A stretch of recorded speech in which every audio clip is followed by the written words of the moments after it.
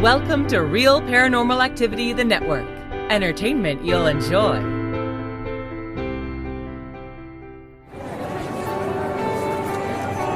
You are listening to an RPA production, where people gather.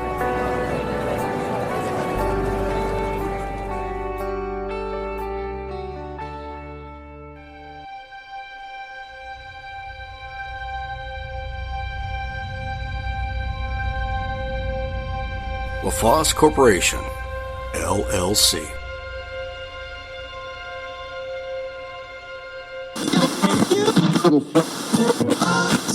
Hello, my Mysterians. This is Terry from Texas, your presenter on Terry's Mysterious Moments. Here we are, the first show of Season 8. I said a few shows ago that not everything mysterious has to be paranormal, although most things paranormal are mysterious.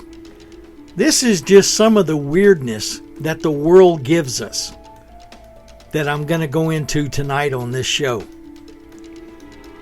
I want to talk about obituaries as a general subject, mean obituaries as the focus of our show tonight.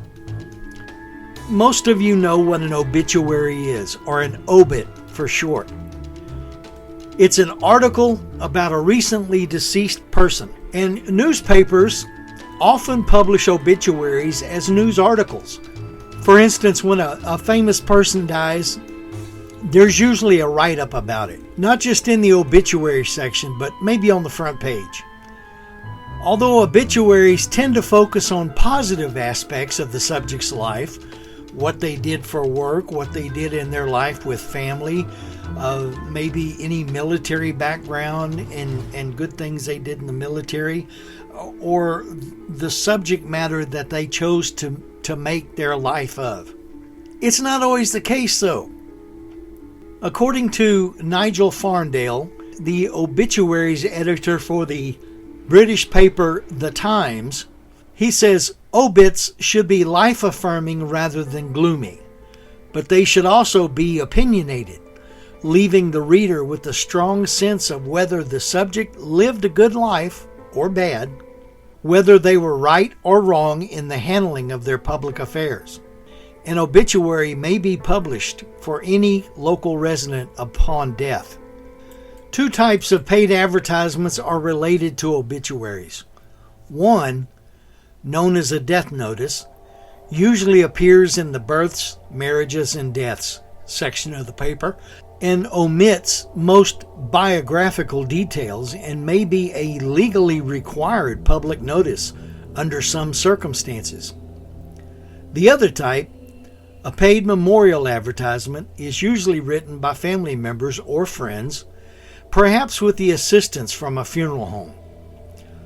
Both types of paid advertisements are usually run as classified ads. The word also applies to the entire program and the part of that program describing the life of the deceased during the funeral or the memorial service, at which point it's given to the attendees.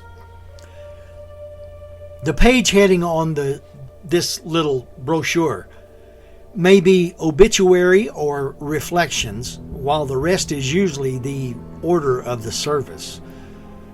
Whatever speakers are coming in, whatever prayers are to be said, whatever hymns may be sung, such as that. There are situations which arise at times regarding premature obituaries. A premature obituary of the death of a person who is still alive, something today's social media and supermarket tabloids make a living at. You've seen the headlines such as "Last Tragic Days of an Older or Ill Celebrity," usually printed or posted days, weeks, or even months before that particular celebrity's eventual death. I mean, face it, we all die. The Bible says it is appointed for man once to die, and then comes judgment. You know, death is an inevitable thing for us all. However, these obituaries sometimes may happen due to an unexpected survival of someone who was close to death. Some people may have had, if they're Catholic, they may have had the last rites and then all of a sudden come back out of it. They be healed, cured, get well, whatever. Other reasons for such publication might be miscommunication between newspapers, family members, and the funeral home, and it often results in embarrassment for everyone involved. In November of 2020, Radio France Internationale accidentally published about 100 pre-written obituaries for celebrities such as Queen Elizabeth II and Clint Eastwood. The premature publication was blamed on a transition to a new content management system. Irish author Brendan Behan said, "There is no such thing as bad publicity, except your own obituary." In this regard, some people seek to have an unsuspecting newspaper editor publish a premature death notice or obituary as a malicious hoax, perhaps to gain revenge on the deceased, who is not deceased.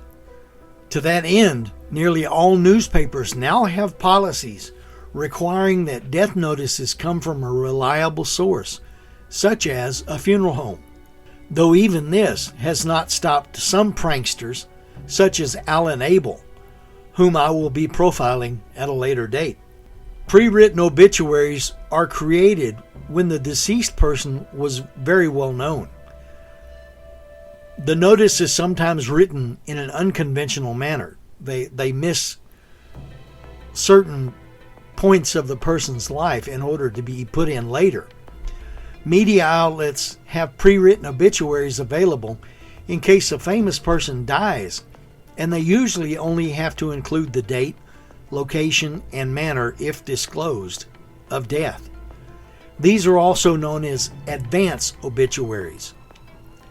The Los Angeles Times obituary of Elizabeth Taylor, for example, was written in 1999 after 3 months of research, then was often updated before the actress's actual 2011 death.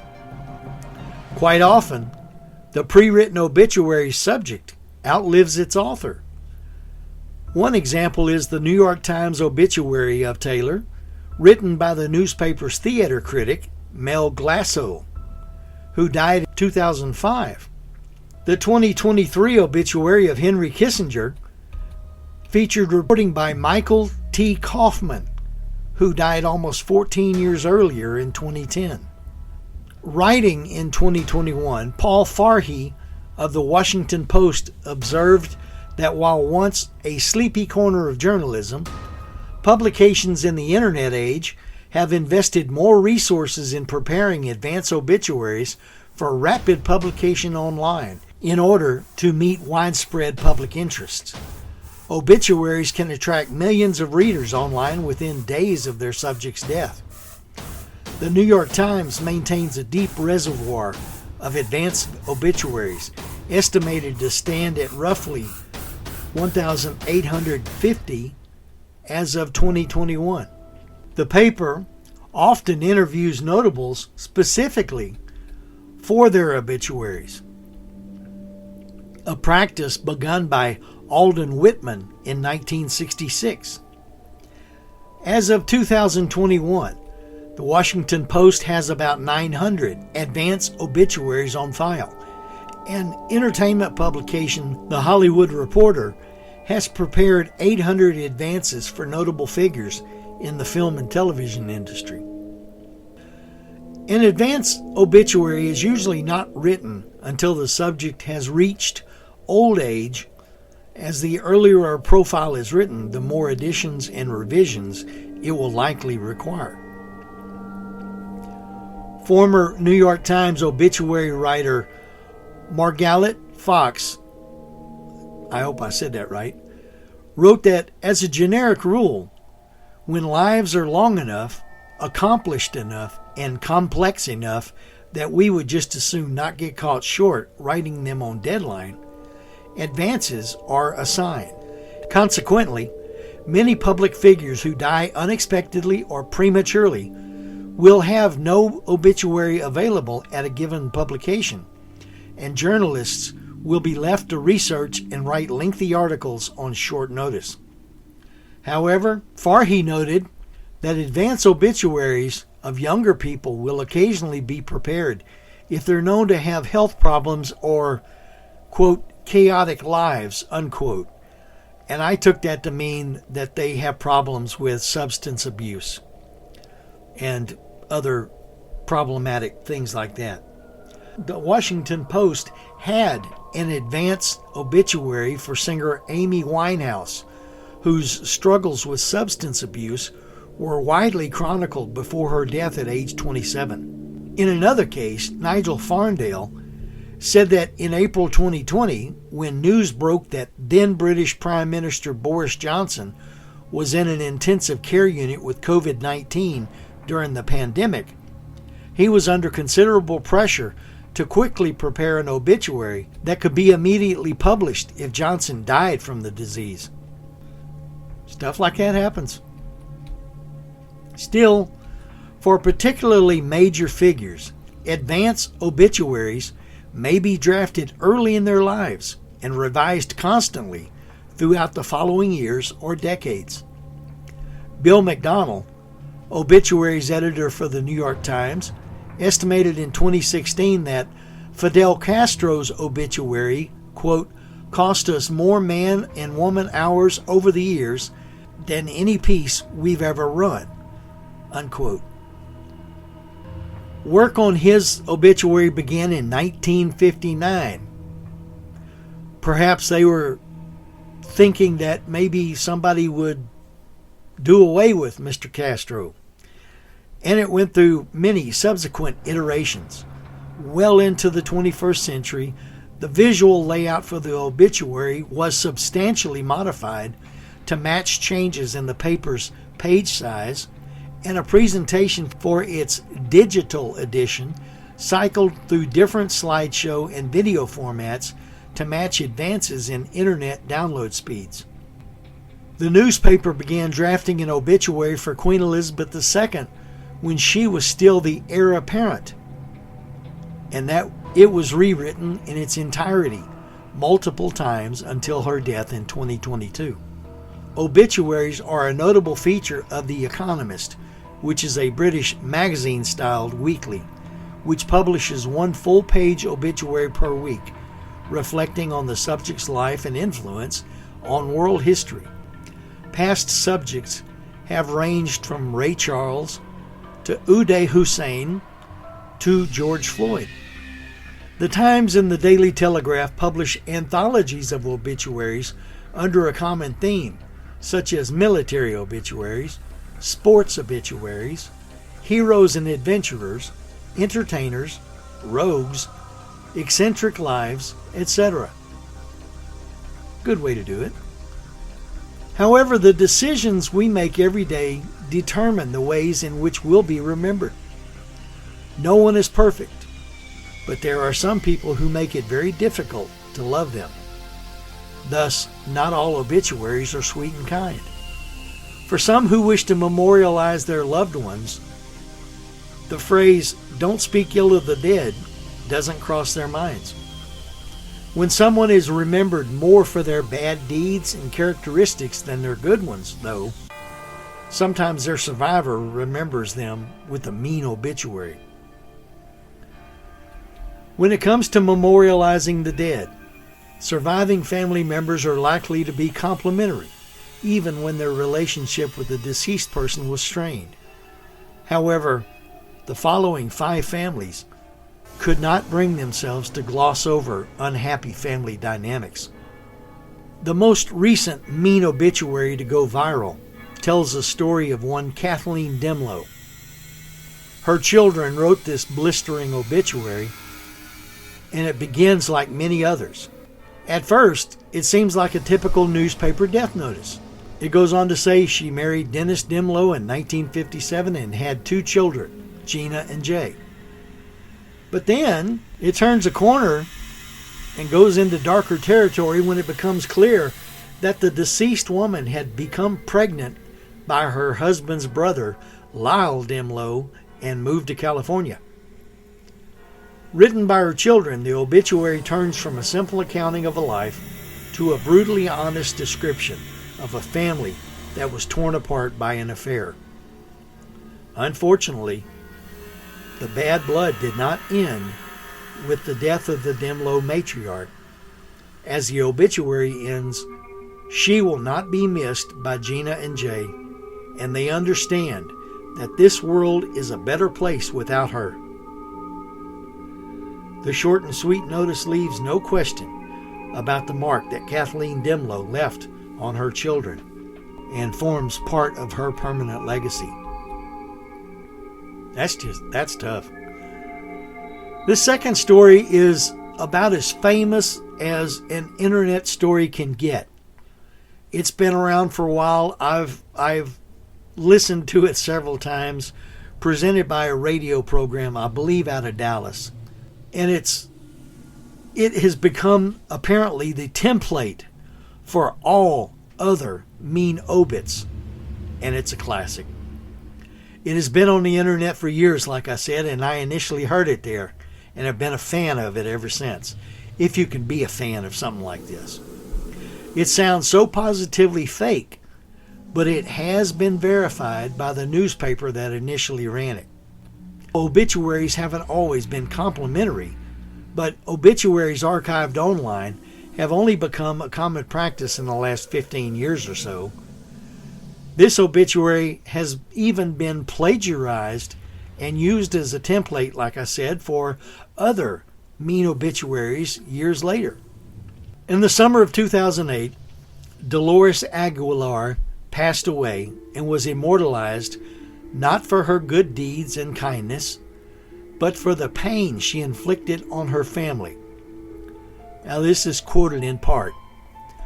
Her family will remember Dolores, and amongst ourselves, we will remember her in our own way, which were mostly sad and troubling times throughout the years. We may have some fond memories of her, and perhaps we will think of those times too. But I truly believe at the end of the day, all of us will really only miss what we never had: a good and kind mother, grandmother, and great-grandmother. I hope she is finally at peace with herself. As for the rest of us left behind, I hope this is the beginning of a time of healing and learning to be a family again. Wow, that sounds like one hated and hateful woman. As I've heard somebody comment on that particular obituary, even Hitler had a kinder obituary.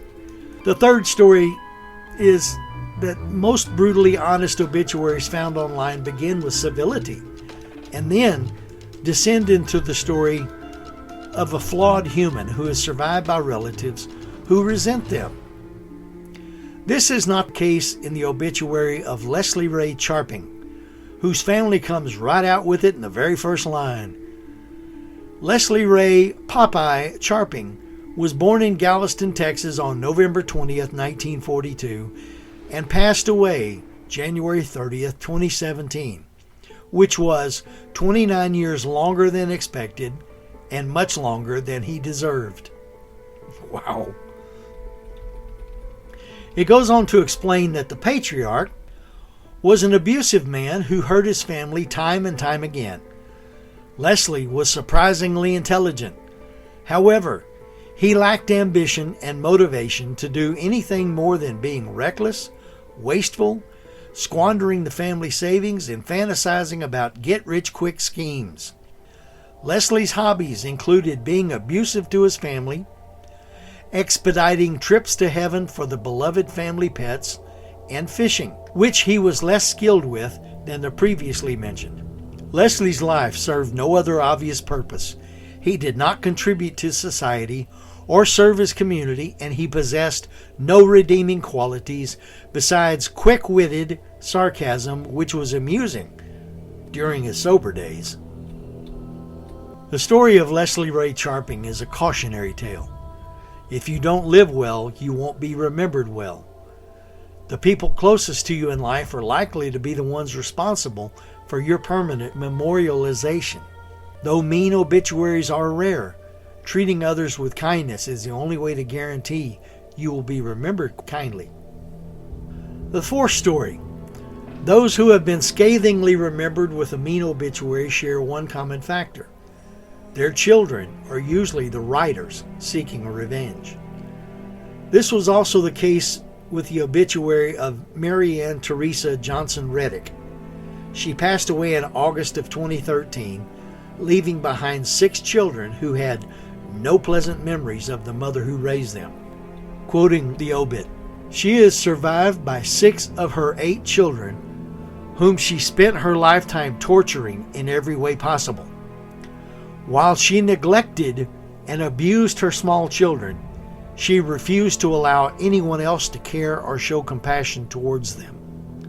When they became adults, she stalked and tortured anyone who they dared to love.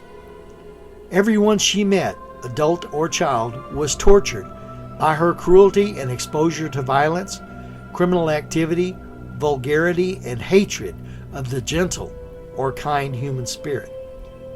Though it may be difficult for some to understand such a contentious relationship of mother to children, these dynamics in families aren't unheard of. When an abusive parent passes away, the grief for their surviving children is painful and complicated. It's not surprising that bad blood sometimes seeps into the life story. The next one was pulled and rewritten as it was claimed to be a false representation of this person. Number 5. The year before the death of Kathleen Demlow, the death of Gainesville resident Cornelia June Rogers Miller caused some major family drama when a member of the Miller family placed a brazen, controversial version of her life story in the Cherokee Scout. The obituary claimed that she, quote, died alone after a long battle with drug addiction and depression, and details the life of a person who, quote, had no hobbies, made no contribution to society, and rarely shared a kind word or deed in her life. What's different about this mean obituary is that it was hotly contested by family members, with her 2 sons claiming that the mother was the victim of a nefarious sister with a grudge against her mother. It was found that many of the lines in this obituary were lifted from the obituary of Dolores Aguilar. The plagiarized obit included same and similar lines, including "There will be no service" and "no closure for the family she spent a lifetime tearing apart." The family of Cornelia June Rogers Miller have corrected the story in the Cherokee Scout. There's a meme out there which basically says, be nice to your kids because they'll decide which rest home you go to. After this, I'd alter it to, be nice to your family because they'll write your obituary. Well, that's what I have for this week. And I told you it was going to be weird. This is about as off the wall as I care to get because it hit me when I read the story. I hope you enjoyed it, even though it is weird and somewhat sad. Be back with us next time for Terry's Mysterious Moments. And again, thanks for being here. Thanks for coming along on the ride. Y'all have a good week and be safe, be careful, and take care. Bye-bye.